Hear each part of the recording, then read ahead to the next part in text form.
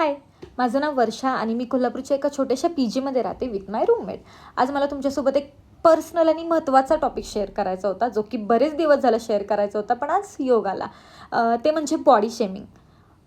बऱ्याच लोकांना असं वाटत असेल की मी हिचं बॉडी शेमिंग करून मी हिला मोटिवेट करतो आहे फिटनेसमध्ये फोकस करायला, किंवा खूप प्राऊड फील करतात दुसऱ्याचं बॉडी शेमिंग करून की या भारी वाटायला एकदम कूल वाटत असेल, पण असं नसतं.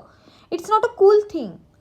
कुणाचीही बॉडी कधीच असं कन्सिस्टंटली परफेक्ट नसू शकते. कुणाची बॉडी ट्रायंगल असू शकते, कुणाची पिअर शेप असू शकते, कुणी खूप बारीक असू शकतं, कुणी खूप जाड असू शकतं.